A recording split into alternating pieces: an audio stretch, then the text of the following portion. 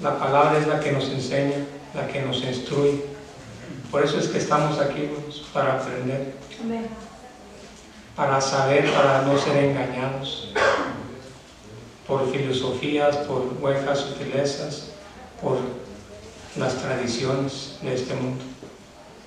Por eso es necesario de poder conocer, tener conocimiento de la palabra de Dios, para que no nos engañen, hermanos, y poder llevar a cabo y tener una sana relación con nuestro Dios.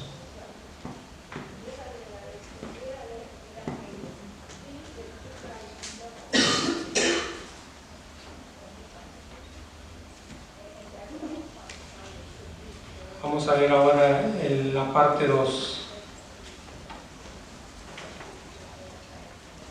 Y se encuentra allí, vamos a leer allí en Proverbios.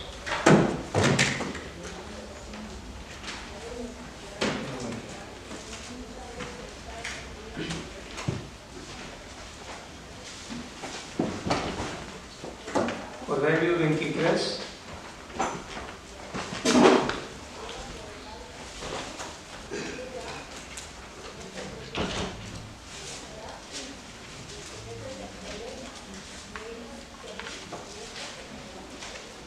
Del 31 al 35.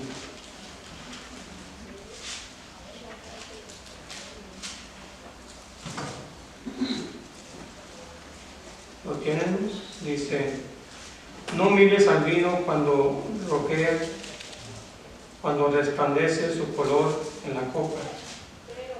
Se entra suavemente, mas el fin como serpiente morderá, y como áspid dará dolor.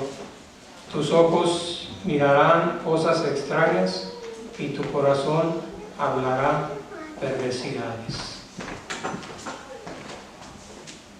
Aquí está hablando de los hábitos.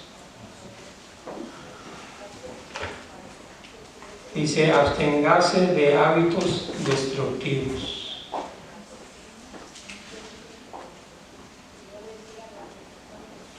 Creo que todos tenemos hábitos, pero debemos de tener hábitos buenos, hábitos que van a edificar. ¿Quién puede nombrar un hábito efectivo? Sí. Amén. La lectura de la Biblia, el congregarse, sino que esos son hábitos buenos. Pero hábitos destructivos,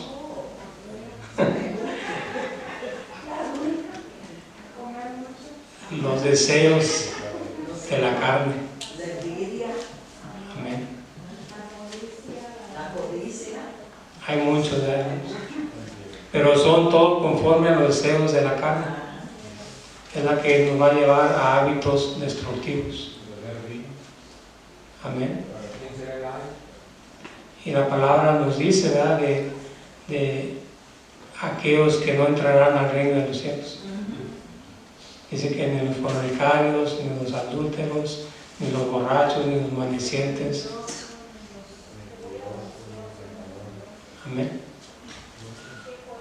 Y lo podemos encontrar ahí en Gálatas. Ahí nos dicen Gálatas los frutos de la carne.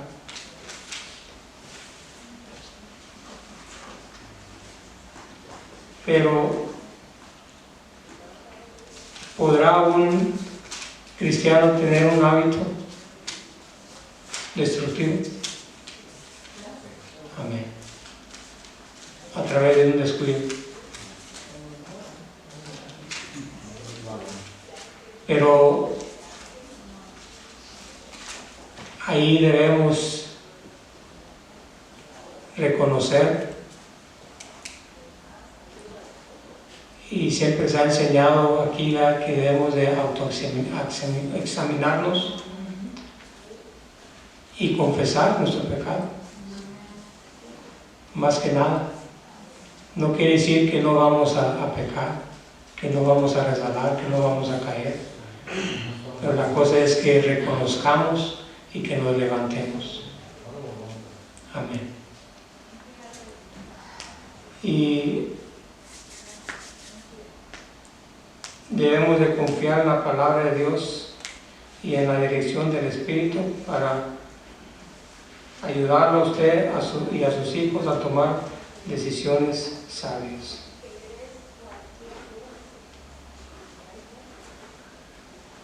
Una de las cosas, hermanos, que como humanos entra ese temor en pedir ayuda. Cuando estamos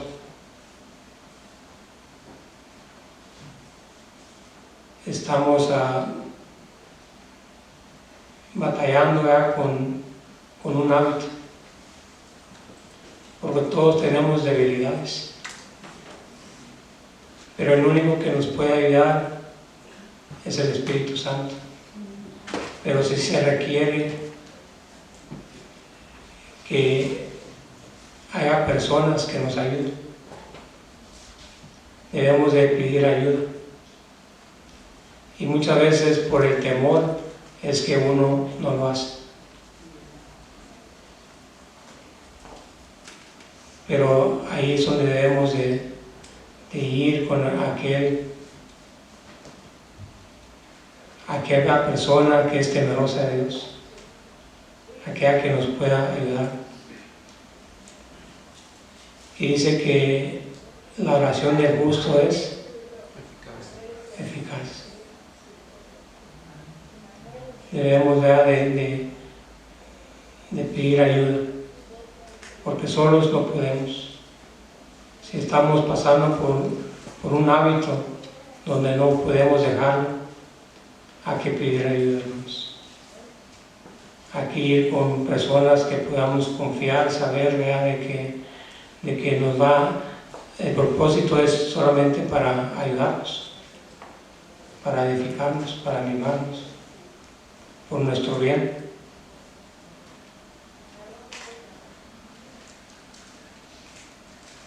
Debemos de abstenernos de hábitos destructivos, porque es que hace un hábito destructivo. Te aparta de la relación con nuestro Dios, y es lo que hace el pecado. Ese es el engaño más grande del enemigo, que te hace creer que todo está bien, cuando de tu boca sale todo está bien. Hay que tener cuidado. Dice que mire que el que esté firme, que no caiga. Hay que autoexaminarnos y si estamos ya fallando, hay que venir ante Él y arreglar cuentas. Como dice su palabra, que si confesamos nuestros pecados, Él es fiel y justo para perdonarnos, y no solo perdonarnos, sino que limpiarnos de toda maldad.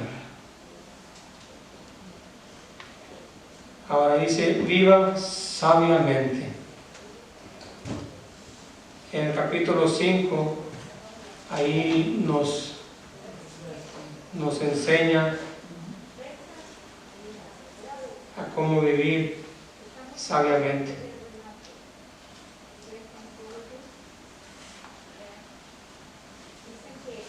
En Efesios 5 incluye 3 principios para vivir sabiamente y evitar los hábitos destructivos. Dice, el primero es considerar si la decisión que está tomando refleja el carácter de Dios. Y vamos a estar viendo allí en Efesios 5.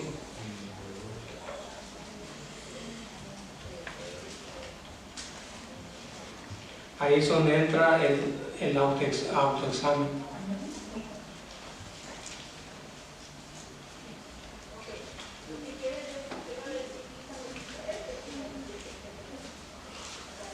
El capítulo 5, versículo 1. Dice, sed pues imitadores de Dios como hijos amados. ¿Realmente estamos imitando a Dios? Tal vez nos estamos realmente pareciendo a Dios, a nuestro Señor Jesucristo. Podemos decir, como dijo Pablo, ser imitadores de mí, como yo lo soy de Cristo.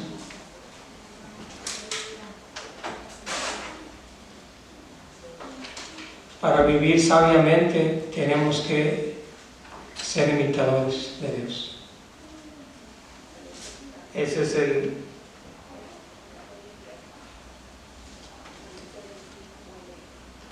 primer principio de ser imitadores de Dios. Y el segundo, dice, es evitar las elecciones que conduzcan a la inmoralidad sexual, impureza o avaricia.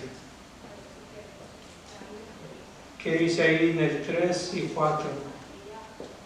Dice, pero fornicación y toda inmundicia o avaricia, ni aun se nombre entre vosotros como conviene a santos, ni palabras deshonestas, ni necedades, ni truhanerías que nos convienen, sino antes bien acciones de gracias. Porque sabéis esto, que ningún fornicario, inmundo o avaro que es idólatra tiene herencia en el reino de Cristo y de Dios.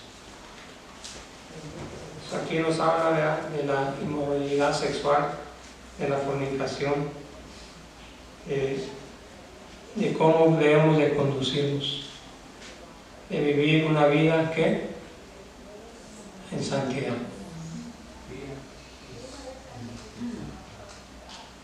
El segundo principio para vivir sabiamente es vivir en santidad. ¿Qué dijimos que era el primero? ¿Cuál era el primer principio? Ser imitadores. Y el segundo, vivir en santidad. Y el tercero principio dice, de basa en usar la sabiduría que proviene de la obra del Espíritu Santo y aprender a la práctica la verdadera Biblia. Ahí en el 15 y 18 dice, mirad pues con diligencia cómo andéis, dice, no como necios, sino como sabios, aprovechando bien el tiempo, porque los días son malos. Por tanto, no seas insensatos, sino entendidos de cuál sea la voluntad del Señor. Dice, no os embriagáis con vino, en la cual hay disolución. Dice, antes bien, ¿qué dice? Ser llenos del Espíritu Santo. Ahí está la clave. Buscar la llenura del Espíritu Santo. No la llenura que nos ofrece el mundo, sino que la llenura del Espíritu Santo.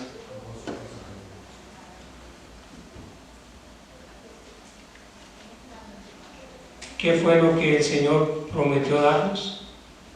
Si no fue de su Espíritu Santo. Y dijo, no los dejaré huérfanos, sino que enviaré a un Consolador. Eso es lo que debemos de buscar, la llenura del Espíritu Santo, para poder vivir sabiamente. Vamos a ver ya la última, tercera parte. Y dice, ame a Cristo por encima de todo lo demás. El primario a nuestro Dios. Amar a Dios sobre toda cosa, porque ese es el primer mandamiento. Y dice, amarás a Jehová tu Dios con todo tu corazón, con toda tu alma, con toda tu mente, con todas tus fuerzas. Y el segundo, parecido, amarás a tu prójimo como a ti mismo. Amemos a Cristo por encima de todo. ahí en Marcos 3,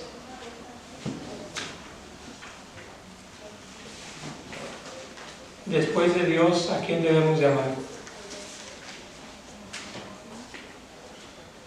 ¿Y quién es nuestro prójimo? ¿Quién es el que está más cercano a usted? La familia. Qué importante, hermano, es que uno ame a su familia. Que uno ame a su esposa, a su esposo, a sus hijos, a sus padres, a sus hermanos. Es triste escuchar personas que se dicen ser cristianos y no aman a su hermano, no aman a sus hijos, no aman a sus padres.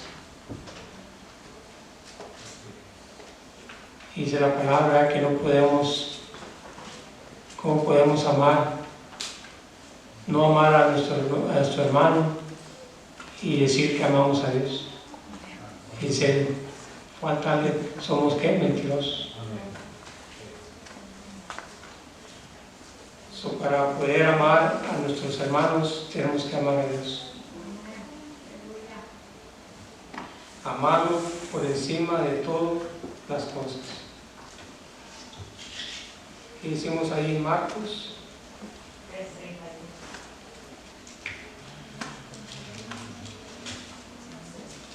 Marcos 3.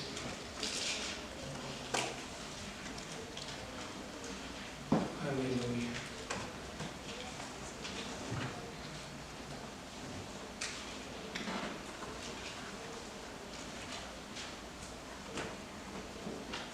Dice, se titula Madre y los hermanos de Jesús. Y se vienen después sus hermanos y su madre, y quedándose afuera, enviaron a llamarle. Y la gente que estaba sentada alrededor de él le dijo, tu madre y tus hermanos están afuera y te buscan. Y él respondió diciendo, ¿quién es mi madre y mis hermanos? Y mirando a los que estaban sentados alrededor de él, dijo, he aquí mi madre y mis hermanos. Dice, porque todo aquel que hace la voluntad de Dios, ese es mi hermano y mi hermana y mi madre. Aquí vemos, hermanos, que ahí es nuestro prójimo.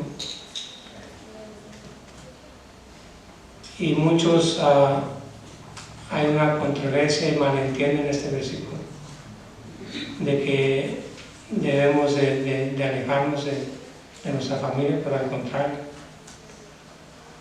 sino que debemos de demostrar el amor, el cuidado hacia nuestra familia, tanto como familia de sangre como familia en Cristo.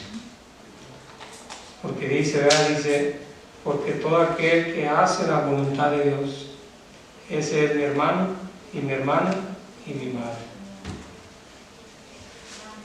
Hermano Carlos, ¿y si ya de ti no quieren? Lo único, hermanos, que es todo lo que uno puede hacer. El trabajo de nosotros no es convencerlos. El trabajo del Espíritu, ese es el trabajo del Espíritu Santo. El trabajo de uno es orar, sino que de doblar rodillas y presentárselo al Señor, y Él se va a encargar. Nosotros todo lo que tenemos que hacer, porque sabemos, hermanos, qué es lo que sucede, que tienen corazones duros.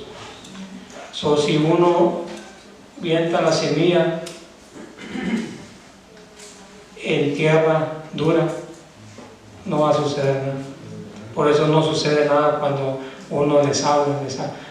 Lo que uno tiene que hacer es entregárselo a Dios y que sea Dios quien cultive ese corazón y lo blande y lo suavice. Y ya cuando ese corazón ya esté suave, esté cultivado, entonces ahí nosotros plantamos la semilla y va a producir. Es un proceso, hermanos, ¿verdad? Pero tenemos que confiar y y no darnos por vencidos, seguir intercediendo, y a su tiempo Dios lo hará. A su tiempo, ¿verdad? Dios nos va a traer, ¿verdad?, a sus pies, a su camino. Gracias. Dice, el primer compromiso es con Dios. Es el primer compromiso. Ser un compromiso con Dios. Y es un sacrificio lo que uno hace, porque le cuesta a uno. Tiene que esforzarse uno. Dice, una familia que sirve a Cristo puede hacer estos sacrificios con gratitud y fortaleza en lugar de un resentimiento, cuando su compromiso con el Señor es su máxima prioridad. Ahora, su vida no le pertenece. Nuestra vida no nos pertenece. ¿A quién le pertenece? A Dios. Nuestro compromiso con Él podría generar oposición de la misma familia, pero poner nuestro compromiso con Él encima de nuestras relaciones terrenales más cercanas, incluso de nuestra propia vida, resulta en ricas bendiciones. Amén. Tal vez vamos a tener oposición de parte de nuestra familia, pero ¿a quién tenemos que agradarnos? A Dios. Pero Dios se va a encargar de que haga reconciliación, para que ellos vean a quién servimos a través de nuestros hechos, a través de nuestro testimonio. Pero nuestra vida no nos pertenece a nosotros.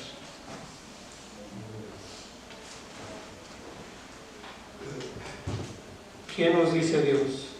Y si la Biblia brinda orientación para instruir y proteger a la familia. Nuestras relaciones más cercanas deberían ser con personas que nos alientan en nuestro caminar con Dios. Los creyentes deben vivir sabiamente y elegir amar a Cristo por encima de todos los demás. Eso es lo que hemos aprendido en esta mañana, de que debemos cercarnos con personas que nos alienten en nuestro caminar con Dios, de vivir, ¿verdad?, sabiamente y elegir amar a Cristo por encima de todos. Y antes de culminar, quiero compartir algo. Se titula esta lección Protección para la familia cristiana. Y cuando yo empecé a estudiar, lo primero que se me vino fue la vida de Job. Fue lo primero que se me vino. Y podemos ver la historia de Job, la vida de Job. Primeramente, la palabra nos dice quién era Job. Y vamos a estar viendo ahí, dice que Job era un hombre perfecto y recto, temeroso de Dios y apartado del mal. ¿Y cuáles fueron los resultados de ser esa persona? ¿Cuáles eran los hechos de Job? Dice Job enviaba y los santificaba. Dice, en el 5, dice, y acontecía que habiendo pasado en turno los días del convite, Job enviaba y los santificaba, y se levantaba de mañana y ofrecía holocaustos conforme al número de todos ellos, porque decía Job, quizá habrán pecado mis hijos y habrán blasfemado contra Dios en sus corazones. De esta manera hacía todos los días. ¿Acaso no estaba peleando una lucha espiritual? Y él intercedía.